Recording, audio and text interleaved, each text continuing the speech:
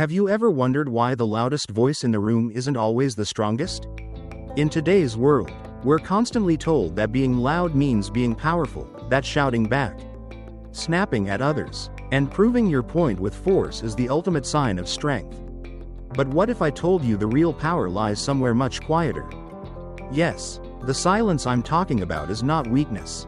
It's not about giving up, staying passive, or letting people walk all over you.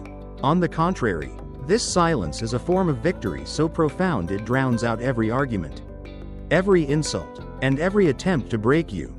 It's the kind of silence that speaks volumes, echoing through the hearts of those who tried to hurt you, saying clearly, "You don't control me, you don't define me, I've moved on." There's a rare dignity in holding your tongue when you could lash out. There's true power in choosing peace when chaos is banging at your door. Think about it. Some people hurt others just to watch them bleed. They poke and prod, desperate for a reaction, feeding off your anger because it fuels their bitterness. But the moment you stop reacting, stop giving them the satisfaction of your fury, their grip on you vanishes. Suddenly, they're powerless. And you walk away with your integrity untouched and your future firmly in your hands. The enemy wants you caught in the drama. He wants you arguing, defending yourself endlessly, losing sleep trying to prove your worth to people who never deserved a place in your heart. But silence, holy, powerful silence, is a battlefield surrendered to God. It's the wisdom to know not every fight deserves your energy. When you embrace silence, you're not ignoring the noise. You're rising above it. This is where your victory truly begins. Let me share a truth. There's a vast difference between reacting and responding. Reaction is impulsive, emotional, a quick burst driven by hurt. Response, however, is deliberate, spiritual, born from wisdom and calm. And sometimes, the strongest response is no response at all. Not because you're afraid, but because you've outgrown the need to entertain childish drama. There are always people waiting for you to stumble, hoping you fall apart so they can say, "I told you they weren't strong." But when you stay silent and laser focused on your path, refusing to get dragged into the mud, they don't know how to handle you. Because grace doesn't argue, peace doesn't shout, and healing doesn't beg for understanding. You owe no one a performance. You don't need to explain your story to those who never cared to listen to your silence. And you certainly don't owe an explanation for your growth to anyone who only remembers the version of you that was still hurting. God has been quietly working in you, in private, in the dark, and when the time comes, your transformation will shine so brightly that your success will speak for itself. Some of the greatest revenge stories are the ones never spoken aloud, they're lived quietly and powerfully. You glow differently when you release bitterness. You walk differently when you've been healed. You sleep better when you let go of grudges. You shine brighter when you choose silence over shouting, grace over resentment, and growth over gossip. If you think your silence is weakness, think again. It's strategy. It's spiritual maturity, restraint guided by revelation. It's the stillness that says, "I know who fights my battles." Because when God steps in, He doesn't just restore, He elevates. He doesn't merely defend, He displays. He doesn't settle the score, He changes the whole game. Listen closely. You don't have to be loud to be powerful. You don't have to fight back for God to deliver you. And you certainly don't have to prove anything to anyone once you're validated by the Creator of all.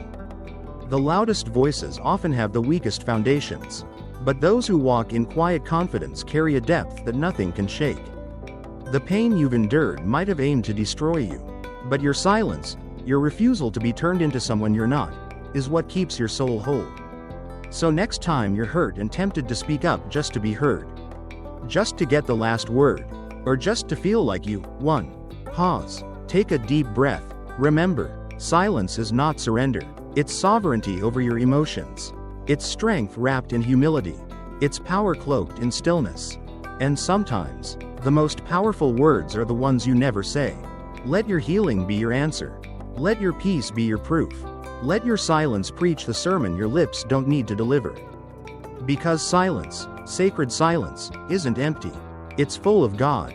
Sometimes, we carry burdens we were never meant to bear. We try to fix what only God can fix. We think it's our job to force justice or make things right. But here's the truth. Some things aren't ours to carry. The best revenge, the kind that brings true peace, starts when you let God handle what you cannot control.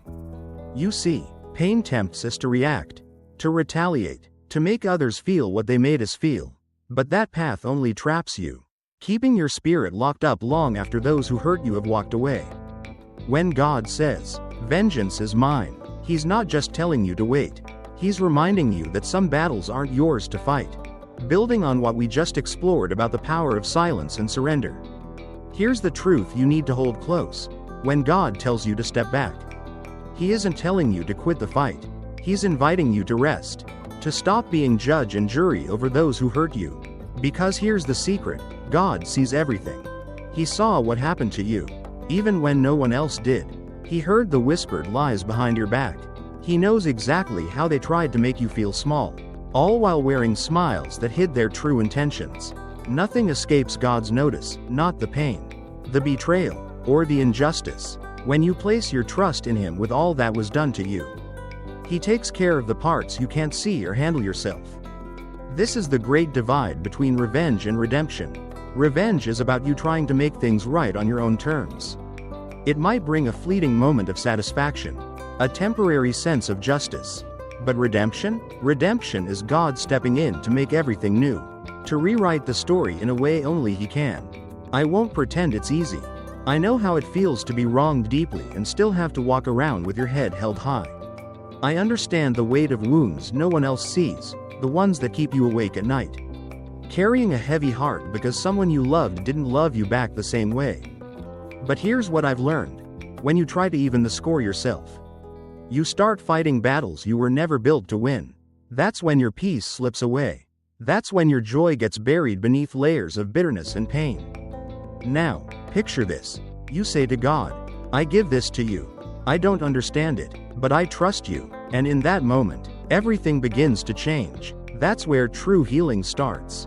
That's when you finally loosen your grip on the wheel, and God's hands take over, steering you forward. God isn't just, He's precise. He knows exactly when to correct, when to convict, and when to restore. And He doesn't settle scores the way we expect. Instead, He transforms pain into purpose. Sometimes, God doesn't calm the storm immediately because He's more focused on growing you through it than rushing to get you out of it. Sometimes He allows people to walk away because He wants you to stop depending on the approval of those who were never meant to join you in your next chapter. Have you ever thought that heartbreak might be a kind of protection? What looks like rejection is often God's way of steering you away from something far worse. That's why it's so crucial to let God handle these things. When you try to manage them yourself, emotions cloud your judgment. You say things you regret. You make decisions you'll later wish you hadn't.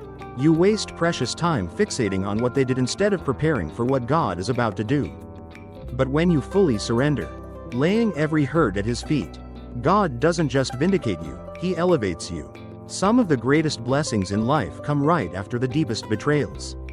The most powerful anointings often emerge from the aftermath of the hardest wounds. God takes what breaks you and uses it to build you. He takes what they meant for evil and turns it into something breathtaking, something purposeful. The pain becomes incomparable to the glory that follows. So don't seek revenge. Don't chase closure from those who were never honest to begin with. Don't waste your energy trying to prove your worth to people who refused to see it. Instead, let go, not because they deserve peace, but because you do, not because the hurt wasn't real, but because it doesn't get the final say. When that heavy feeling creeps back in and your heart wants to fight again, whisper softly to yourself, God saw it. God knows. God will handle it. And He will. When He does, it won't just be about justice. It will be about joy. Let go of what's beyond your control. Let God carry what you were never meant to bear. The best revenge isn't about proving them wrong with angry words. It's not about making them feel the pain they caused you. The best revenge is living a life so strong, so full of purpose and peace, that their actions can't touch it anymore. When you rise above what tried to pull you down, when you move forward with strength instead of staying stuck in the mess they left behind, that's the kind of revenge heaven honors. That's the kind of response that doesn't just restore you, it rebuilds you. People may try to tarnish your name, ruin your reputation, or make you question your worth. But God never called you to get even. He called you to get better. He didn't ask you to fight with those who left. He asked you to walk boldly in your calling. So when they leave, betray, or disappoint you, don't stop. Don't look back to see if they're watching. Don't beg to be understood. Keep building.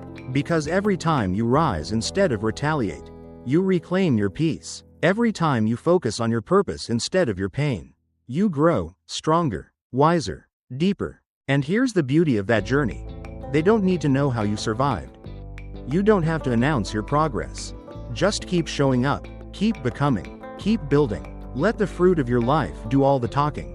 When people hurt you, they expect you to fall apart. They expect bitterness to consume you. But imagine their confusion when you come back, not angry, not seeking revenge, but with a smile, a renewed mind, and a heart at peace. That kind of healing, that kind of growth, that's what stings the enemy the most. You weren't made to stay broken. You weren't called to carry bitterness forever. God often uses rejection as redirection. The very people who tried to destroy you might have been the reason you step into the strongest, most fulfilled version of yourself, not because they helped, but because they left. Their absence made space for God to fill with something better, something lasting, something divine. You must realize this. What hurt you doesn't define you. What they said about you doesn't shape your destiny. And what they took from you, it's nothing compared to what God is about to give you. So stop rehearsing the pain. Stop replaying the moment they walked away. Start investing in the life you're still blessed to have. Your future is not in their hands. Picking up from where we left off. Remember this. Your life is not in their hands, it never was. Your story is firmly in God's hands. And He is far from finished with you. Build a life so strong, so unshakable, that even if those who hurt you return, they wouldn't recognize the person you've become. Not because you're pretending or putting on a mask, but because you've been truly transformed.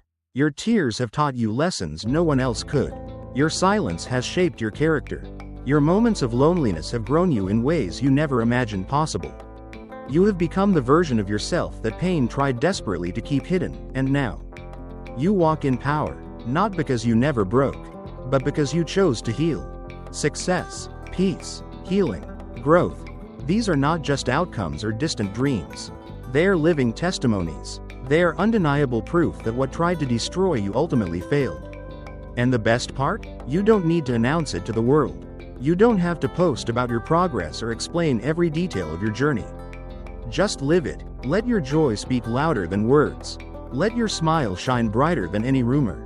Let your consistency and steady rise be the loudest response to every doubt that ever tried to shake you.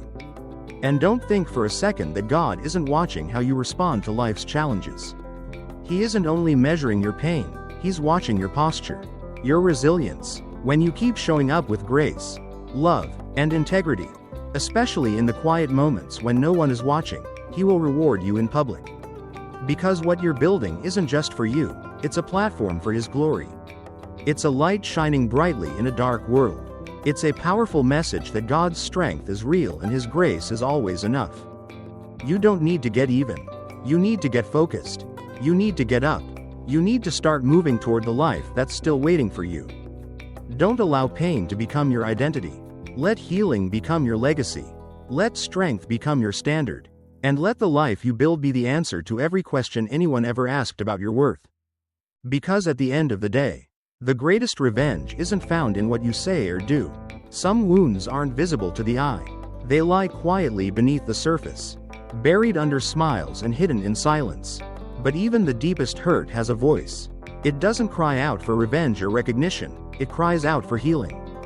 And the truth is, healing doesn't come from watching those who hurt you suffer. Healing comes when you finally release what they did and allow God to restore what was taken from you. That's where real strength is born, not in revenge, but in healing. You can't move forward if you're still bleeding inside. You can build the house, get the job, smile for the photos, but if your heart is still tied to the pain of the past, it will follow you everywhere. It will seep into your conversations, your relationships, your decisions. You'll start making choices out of fear rather than faith. And slowly, almost without realizing it, that pain will begin to shape your personality. But healing, real healing, frees you from all that. It restores your ability to live fully, to breathe deeply, to trust again. It clears the fog from your soul so you can see clearly the path God has laid ahead for you. Healing isn't weakness. It's not pretending the pain never happened.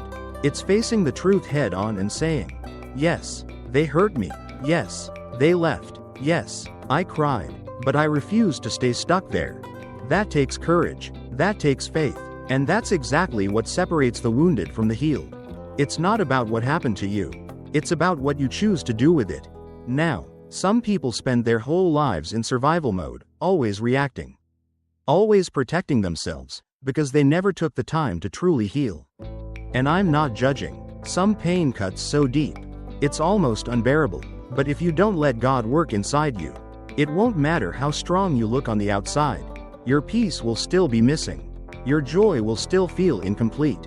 Healing isn't about forgetting. It's about being free. It's about walking past the place that tried to destroy you without bitterness rising every time you remember. That kind of healing comes only from God. You can't fake it. You can't force it. You can't rush it. You have to let Him walk with you through every layer of pain, and He will. He'll walk with you through the sleepless nights, the memories that bring tears, the moments when giving up seems easier. He doesn't just heal your wound, He sits with you in it until you're ready to stand again. That's the kind of love this world cannot give. That's the kind of restoration no apology can offer. It's divine. Sometimes healing looks like silence. Sometimes it looks like boundaries. Sometimes it means you stop explaining yourself and start rebuilding your life in peace. Healing doesn't always announce itself loudly or proudly. Often, it arrives quietly, in the way you speak to yourself, in the way you no longer react to things that once shook you. That is growth. That is maturity. That is God's hand on your life. You don't heal by watching others hurt. You heal when you no longer need their pain to validate your own. You heal when their actions lose power over your emotions. You heal when bitterness no longer narrates your story. That is the real victory, not that they suffer, but that you survive, not that they fall, but that you rise whole and unhardened. There is no shame in healing. And there is no timeline either. Don't rush it. Don't compare your journey to someone else's. Your path is sacred. It's deeply personal. Let God be your guide. Let Him restore what others mishandled. He knows how to mend a broken heart better than anyone. He knows how to lift heavy burdens, soften sharp edges, and breathe new life into weary bones. He is the healer of hearts, and He's not done with you yet. Continuing from the journey of healing and growth, it's important to realize this. You may feel overwhelmed by your pain. You might think the damage runs so deep that you'll never be the same again. And you're right, you won't be the same. But that's not a loss. That's a powerful testimony. Because when God heals you, He doesn't simply restore you to who you were before. No, He raises you into someone stronger, wiser, and filled with deeper compassion. You'll love more deeply. You'll speak softer. You'll move through life with greater purpose and clarity. Healing doesn't just fix what's broken, it transforms everything. So today, make a choice. Choose healing over bitterness. Choose peace instead of payback. Choose growth rather than grudges. Choose to become the person who is no longer defined by what once broke you.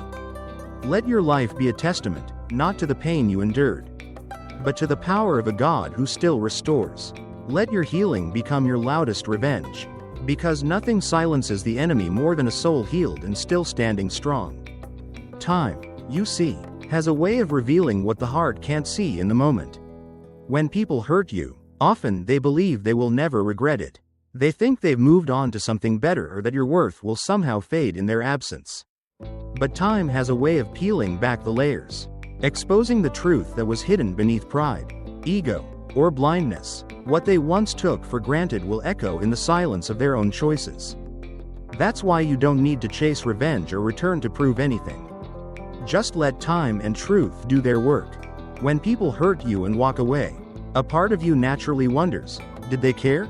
Did they ever truly value you? Did they notice the loyalty, sacrifices, and love you poured out? It's natural to want to see them regret it, to want closure, to want justice. But here's the truth. God never said justice would come through your hands. He said, vengeance is mine. Your role is to trust, to heal, and to allow time to bring things full circle, and it always does. Those who hurt you may walk around with a smile for a season, They might seem to be thriving while you watch from afar, wondering, did they get away with it? But trust me, storms often come long after the skies seem clear. Regret is a silent storm. It doesn't roar. It creeps quietly in the late-night thoughts, in empty conversations, and in moments when memories speak louder than pride. Let them go. Let them live their lives. Don't waste your days waiting for karma or monitoring their every move. Instead, focus on yourself, your healing, your journey, because the most powerful revenge isn't watching others crumble. It's watching yourself rise. It's when you no longer need their regret to feel whole. You've grown past needing validation from those who failed to see your worth in the first place. Here's another truth to hold on to. When you walk in love and grace, keeping your heart clean before God, you don't carry the weight of regret, they do. Everyone eventually reaps what they sow. If you sow kindness, loyalty, patience, and forgiveness, your harvest will be peace, favor, strength, and clarity. Their harvest? That's between them and God. The longer you cling to bitterness, the longer you stay attached to the very people God intended to free you from. Don't let their choices imprison you. Don't replay conversations over and over in your mind. Don't try to decode every betrayal. You were never meant to understand them all. You were meant to learn and step into something greater. If they walked away from someone who loved purely, that's not your loss, it's theirs. And maybe it'll take years. But one day they'll look back and see the value they overlooked. By then, you'll be too far ahead to even notice. That's the beauty of time. It doesn't just heal. It teaches. It reveals. It brings clarity. And here's the ultimate truth. God is not mocked. He doesn't overlook your pain. He doesn't ignore the tears you cried behind closed doors. He keeps track of every moment, every hurt, every tear. In time, He brings truth to the surface, not so you can gloat, but so you can see how protected and loved you always were. You don't need to shout your worth. You don't need to make them see it. Just be it. Keep becoming who you were meant to be. Live so fully that regret has no room to visit you, only room to find them. Because when people finally realize the beauty of what they walked away from, it won't be because you tried to show them, it will be because God made it undeniable. So don't worry if they never say sorry. Don't wait for their return or for an admission of wrongdoing. Most never do. But their silence doesn't mean you were wrong. Their absence doesn't mean you're not valuable. It means you've been set free. Freed to grow. Freed to heal. Freed to receive what they could not carry. In the end, those who hurt you will look back, not because you forced them to, but because truth has a way of softening hearts. And when that moment comes, let it find you healed, joyful, and far too whole to go back. Let time and truth be your revenge.